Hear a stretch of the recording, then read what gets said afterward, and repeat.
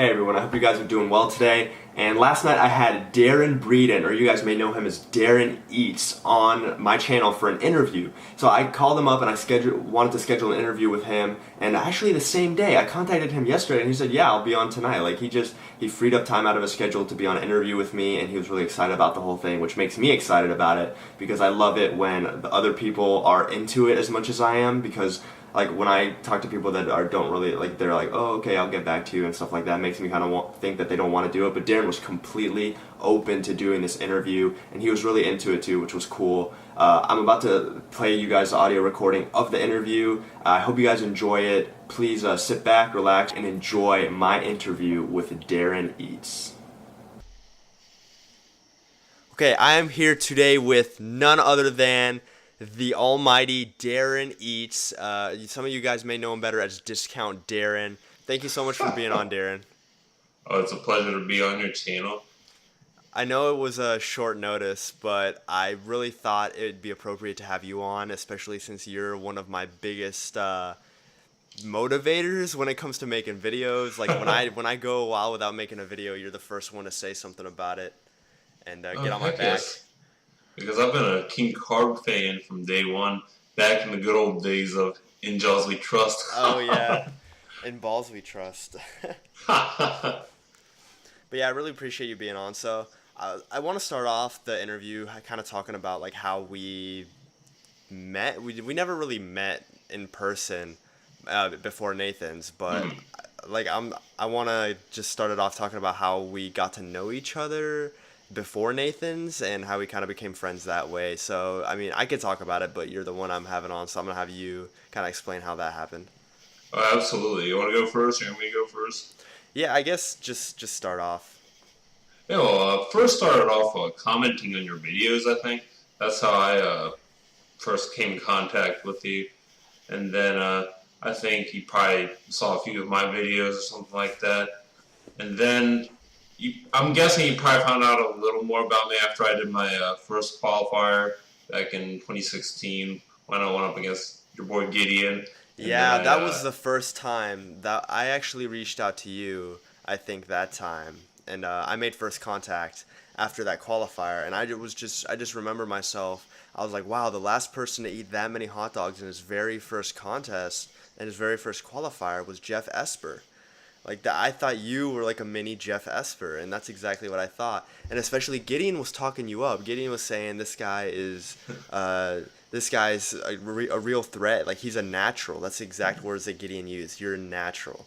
So I think that's really cool how it went from me just pushing you, because I was telling you, I was like, please do a Nathan's qualifier next year. Like you have a lot of promise, and you did great. What, you ended up 5th place at Nathan's. Yeah, I'm glad I fell through with it myself, because honestly I was kind of on the fence about doing another Nathan's because, I wanted to do, come from a food challenge background, so I wasn't very confident in my contest eating and all that, so I didn't know how I would do, but I'm glad I followed through with it. Okay, yeah, looking back, now if you're looking back retrospectively to when you signed the contract in order to compete at Nathan's, the MLE contract, do you regret that decision now, or do you stand by it? I definitely stand by it for sure. I mean, at first I was a little unsure, but honestly to this point, food challenges, they're still fun, but it's not really a food challenge per se. I know it sounds really smug, but I'd say most food challenges I could probably beat at this point. It's more of a glorified free meal at this point. But, I'm kind of in this for the challenge, and, I figured, hey, right now would be a perfect time to enter the whole competitive eating thing and really push myself to see how I would stack up against other elite eaters, if that makes any sense. No, that makes complete sense, and I agree. I think you made the right move, because you're right. You were getting at that point where challenges were becoming less and less challenging. And from the pictures that you sent me from your Japan trip and those challenges, like eating the 3 giant steaks and all that rice and the salads in like 15 minutes, like no problem. You're just getting to that point where you need that competition, you need that extra push. Because other than that, if it was just food challenges, like you would really have no reason to push yourself as hard as you are currently. And with that, I want to kind of get into what are your goals in this next coming year as far as competitive eating is concerned? Well, first I'll start with the realistic goals here. Realistically, I'd like to get better and better each contest because I know I could always fall back on the excuse like, well, I've just been doing this. I've only participated in a few contests and I'm not used to this format. But that would just be an excuse. I got to keep doing contests and get better and better. And I guess the main goal is just to improve and just prove myself. I don't care about proving other people, but prove to myself that hey, I'm fully capable of placing decently at contests, and I'd like to I guess be a legitimate threat to others, if that makes any sense. Yeah, no, I completely understand what you're saying, and I just want to say that you are probably the most humble guy that I've ever met that is as good as you are. Like, in my opinion, you are like a world-class eater. You have a lot of potential to be among like the best. You already are among the best. And you never take credit, you never trash talk, you never go out of your way to like make sure people know like you're so great. You just kind of show people through your eating right off the bat. Like I remember the first night we were talking to each other, we were just having a ball. Absolutely. You were sending me your nice Snapchat meme edits or whatever you were making, and they were hilarious. And I was like, this is a great guy. And I knew from watching your videos you were super chill. I knew that you were gonna be cool, but I didn't know the extent to which we would get along. Because some of the other eaters, like I'm not quite as like compatible with. I can't sit there and just have a good time with them. But I ended up spending a lot of my time in Coney with you, and you're just that kind of person that's like really easy to talk to, really easy to get along with, and also pretty funny. Like I honestly like we have a good time when we're hanging out. So really, absolutely. Really glad. That's why I want you to train you. So you can go to more contests together. I know you want me to be. Yeah, you want me to be as like disciplined and hardcore as you are, but I don't know. I have to find it within myself to do that, and right now I just can't commit. And competitive eating isn't something like I don't want to go out and eat 12 hot dogs every year. Like I don't want to be one of those guys. Like if I'm gonna do it, I'm gonna do it. So like that's my thought process. I absolutely agree with you 100% on that. And let me rewind here a bit. I just don't do the trash talking on camera. There's definitely trash talking going on behind the scenes, that's for sure. Well, yeah, but you're not like a public douchebag. That's what I'm trying to say. Gotcha. Yeah, I just wanted to clarify that. Setting the record straight that he is in fact a closet trash talker. Thank you. Absolutely. Okay, so I want to ask you this question. What so far is your favorite part about competitive eating? Like, why can't you get into some like normal, quote unquote, normal sport like powerlifting or soccer, football, basketball, like baseball? Like, why competitive eating? Like, what's the draw to you there? Are you just like a fat ass, just like year round, wanting to gorge yourself at hot dogs, or is there like a greater, more deep motive here? Well, I'm super broke, and it gives me an opportunity to get a bunch of free foods. I'm just kidding. Fair. But actually, I'm not gonna lie. That is part of the reason. I'm not gonna lie, but in all seriousness, the main reason is the challenge, really, the competition, and that's one thing that I really like about competitive eating as opposed to the food challenges is the people. Because when I did the food challenges, they were fun and honky dory and whatnot. But the thing is, I usually went out there by myself. I'd drive out to some, podunk town in Ohio or wherever it may be, and I'd do the food challenge. I'm just sitting there by myself while the other patrons are kind of awkwardly looking at me like, what the heck is that guy doing? But, there's the human aspect to it when it comes to contest eating, and, that to me that alone makes it so much more fun for me right now, just the people I meet, because I've been very fortunate and blessed to meet a bunch of fantastic folks through competitive eating, like you, my boy, my competing bro. Appreciate it. And the people I meet, they're just fantastic, and they make this sport very worthwhile for me. And I like how with the other competitors you can be buddy and chit chat and talk trash or whatever. But then once it comes to the table, it's game on. Like, screw you, I hate you. I hope. That's how it is, and I know that's that's one thing that I really respect and love about Gideon, because I know he thinks the same way, you know. Because every time, like, Gideon and I, well, the few times that I have met with him, you know, pretty friendly. I like to think we get along. You know, he's a cool guy. I like him a lot, respect him a lot. But then when it comes to the table, it's like, screw you, man. I'm here to Yeah, dominate. yeah, Gideon's great. Like he's very relaxed, chill. Like when he's not on the table, Absolutely. he's a very funny guy. You know, he's Absolutely. not overly serious, but then when he gets up there, he's serious. Absolutely. And I mean a little like he tells me like he gets nervous, but he gets focused. Like he has like that game time mentality, just like he was a basketball player, and that's really helped him discipline himself and be the best that he could be. And I definitely will want to have him on for an interview as well. Oh, you have to, man. Yeah, for sure. Discount But yeah, Roots. okay, so I wanted to ask you this. What is a contest that you're most looking forward to for 2017? Like, what upcoming contest are you most excited about? That's a very good question. Honestly, anything with zero technique and with that's basically capacity based, because I think that's definitely one of my flaws as an eater. And that's one thing that I definitely like about Harmon. He says you got to study film if you want to get better. You got to analyze yourself as an eater, and I think that's 100% true. And with me, I think I'd like to think I have decent capacity, but the thing is, my technique is trash, my speed is trash, and I need to work on that.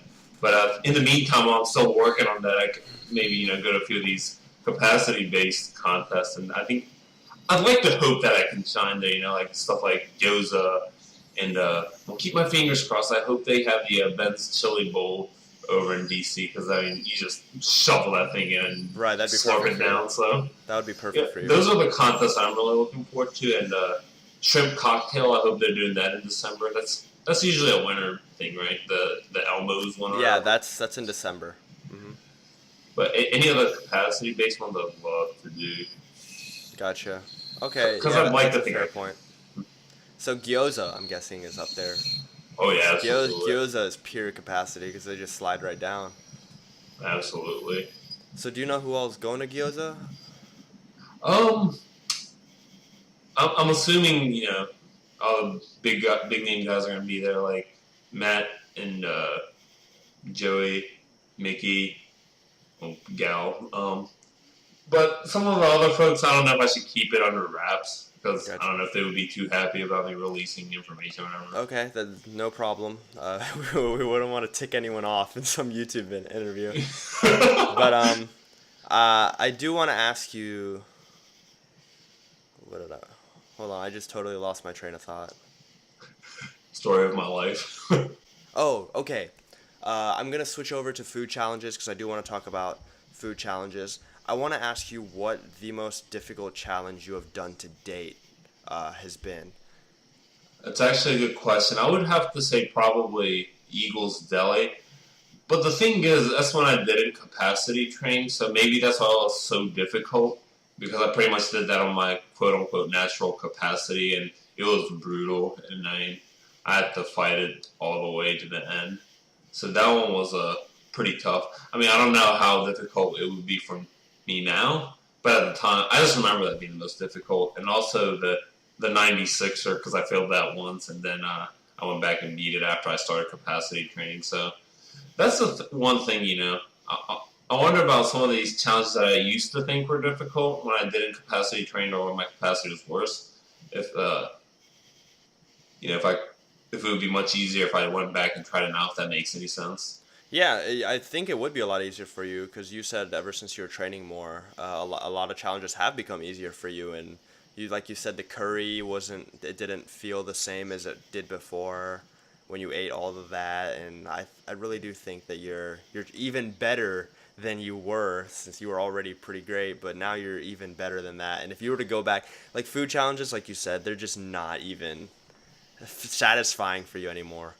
So it's really cool that you branched out into MLE. I'm kind of glad that you got into the MLE as opposed to All Pro, because All Pro doesn't really do much events, and it's a little bit of a letdown in my opinion. So someone with your talent, like MLE, like, it'll help you shine more and get more out of it. Certainly hope so. That's the thing. I agree with you. I'm not trying to trash any organization or anything like that.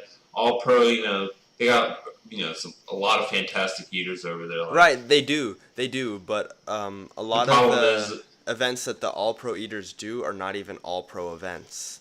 exactly. They're like privately Hmm. set up by like restaurants and sponsors, but it sucks for them to be part of this organization that has potential, has all these great rules and regulations and freedoms for the eaters, but they just aren't putting up any events. Yeah, I agree with you 100%. And even the roster is pretty limited with all pro eating too. That's another thing. Whereas Major League Eating, you have a whole cornucopia of folks. You got even people outside of that top 50 that are in MLA and compete at some events, and I just think that's pretty cool too. And just I'm not only talking about the top dogs that make it worthwhile, but there's the different tiers of eaters, and I think it's pretty cool. Because this is one thing. I don't know if you would agree with me or not, but I know the attention's always fixated towards the top guys or whatever, and seeing how they would do at a contest. But I also like seeing like those battles for like fifth or sixth place or like third or fourth place, because sometimes they have some really good matchups between those lower positions in a contest. If that makes any sense. Yeah, and I think that's actually a better thing to be paying attention to because we know who the top three are gonna be in any given contest. Like you have X Yeah, Darren person and Y Eats. person. Yeah, yeah. Darren Eats. Just kidding, just kidding. But you have those same people getting like the top three places pretty much in most contests. But then you have the specialty foods where the person with technique gets a chance to shine because he doesn't have this crazy capacity, but he does have the speed and the technique, and I like those contests as well. Oh, But I also absolutely. do like watching contests where people have room to improve because once you're at the top, the room for those guys to improve is so small, you know. But if I'm watching, Absolutely. but if I'm watching someone like, let's say Pablo Martinez or Yasser Salem, like who knows like what they could put up? You know, they still have that room for improvement. There's still something there to get excited about for them to put up new numbers. At this point, the world record is getting harder and harder to beat for any given contest. Like we know, unless it's a brand new contest, the chances of setting a world record or even beating that world record by much is very slim. So the main thing that I do pay attention to outside of the top couple eaters, which we know are going to be the top, are those third, fourth, fifth, even sixth place guys or girls, and how they do and how they perform and how they improve. Absolutely, I agree with you. And even with the contest from yesterday, the President Tacos, I was pretty, amazed with the results because, first of all, mad props to Steve Hendry for kicking up the high gear. Yeah, That was pretty awesome. I was surprised that Hendry beat Lesko. That was really surprising, especially because hot dogs were supposed to be this measure of showing like how good of an eater you are relative to the other person because I mean they're a tough food to eat, but they're also capacity. So seeing Hendry come out like this, I don't know if he's been training, if he had a crazy good day, or Lesko slipped up. But even then, like fourth place, he did great. Oh, absolutely.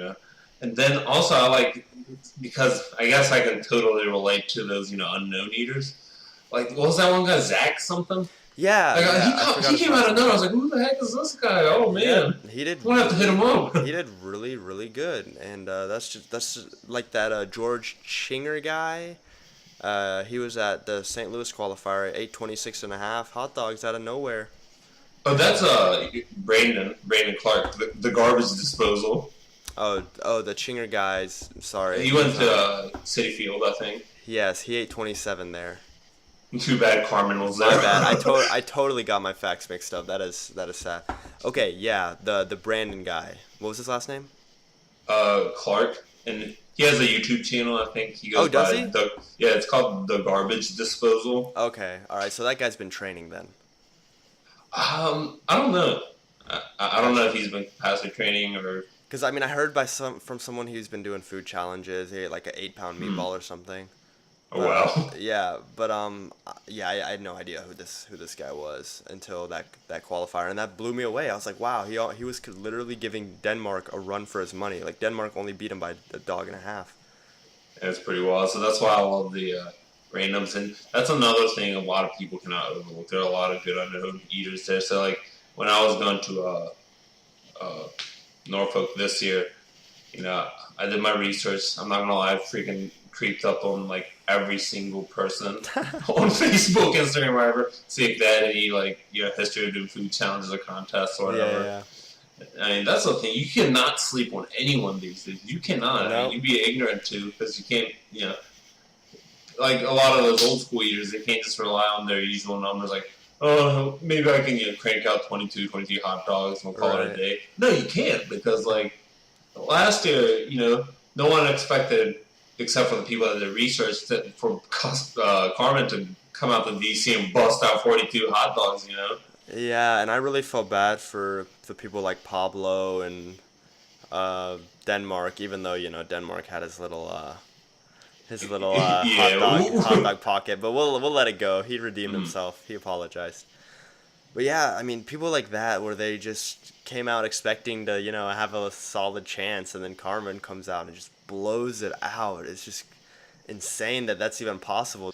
But then, honestly, I mean, this sounds harsh. I don't mean this in any negative way.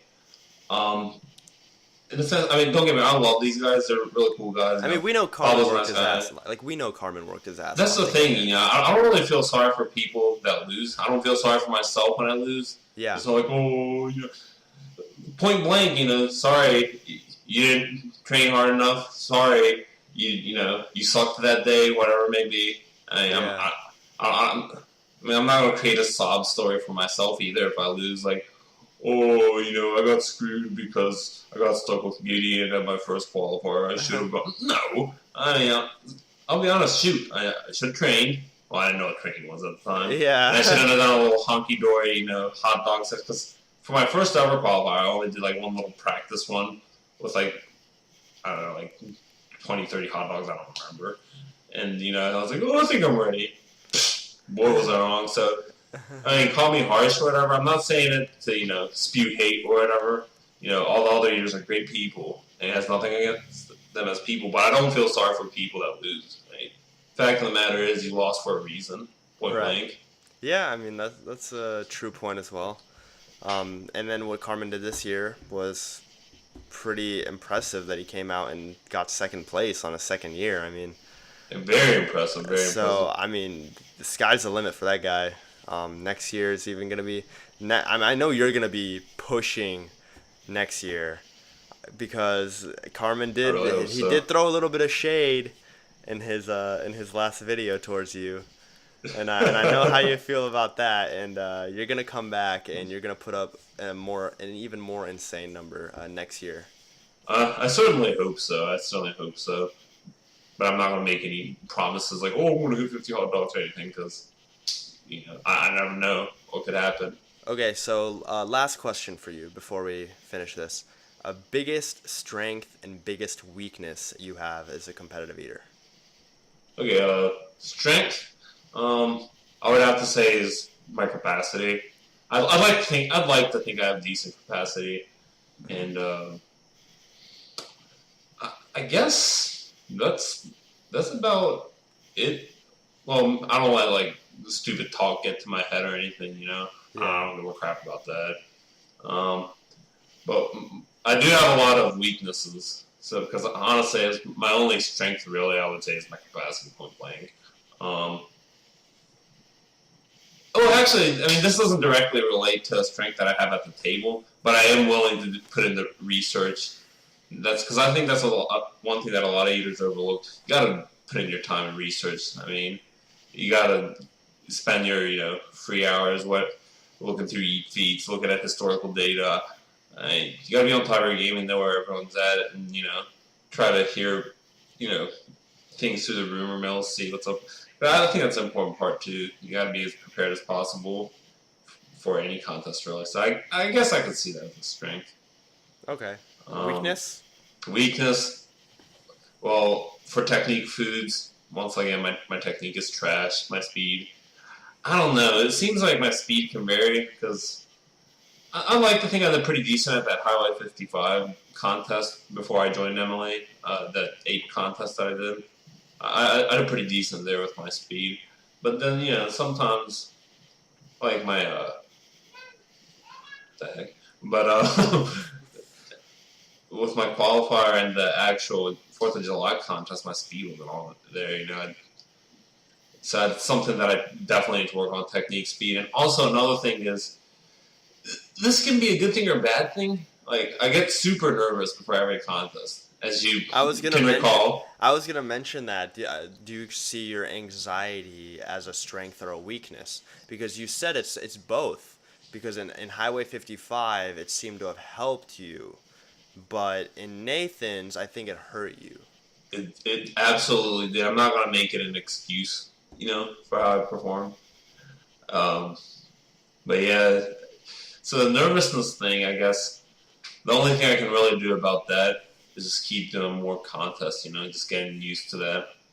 Now, do you think that the other competitors up there that are at your level, because I mean someone like me, like I really didn't have much invested in the contest because I knew I wasn't going to place well. But with you, like having put in so much, like basically an entire year straight of training, hard work, and a dedication to be where you were, do you think that Carmen and Matt and Joey were under similar pressure as you, but they were able to execute better because of their experience, or do you think you just have it like far worse in terms of severity of your contest anxiety? That I can't say because I don't know how to gauge how nervous they were or anything. I mean, they could have just been hiding it very well. And true.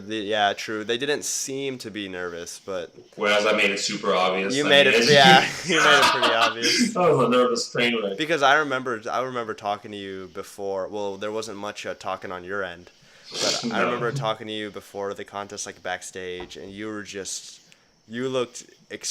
almost looked scared. I was scared. You did, yeah. You looked scared and you looked uncomfortable, and you just looked like you wanted it all to end.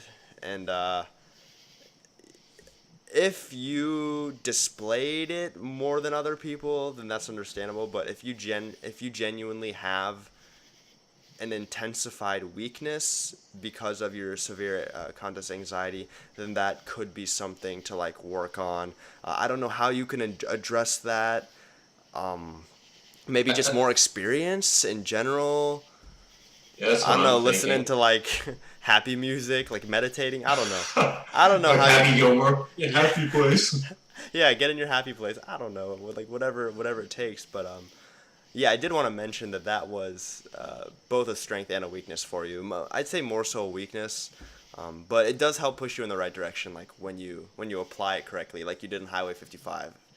And a great job at that, by the way. Oh, thank you, appreciate it. But yeah, I'd say that's a huge weakness of mine, and the only real way I can address it is just keep doing contests. Right. We'll just leave it at there.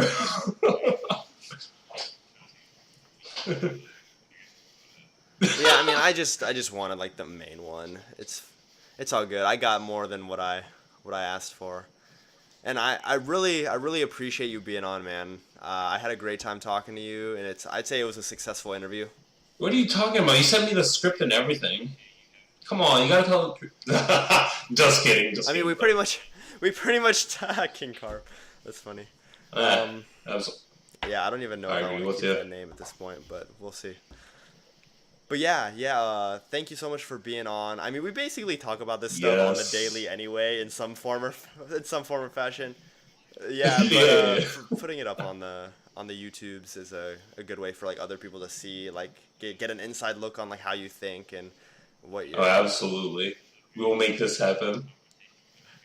Yeah, absolutely. Anytime with unlike most of the conversations we have, this one's pretty tame. That's pretty much all I have, man. Do you have anything to add? Off the top of my head, not really. Except I never set my unrealistic goal to beat Carmen in a contest. Hey, I don't think that's unrealistic. Carmen said it himself. He said, why shoot for second place? Exactly. And I'm not going to lie right now. Even though I say unrealistic, I make myself believe it's realistic. Yeah, because he came in, he ate 13 hot dogs, okay? And then right after that, he decided, in his head, I'm gonna shoot for first place. And look where it took him. Exactly. You know, like that could be you. That could be anyone. That could be anyone that wants it bad enough. So It could hey, be you too. it could be me. Hell, it could be me. If the But price is will right. it be? Will it be? Probably not. Never know. Yeah, never know. All right, man. I'm gonna leave it at that. I'm gonna cut this off. I don't even know how long it's been.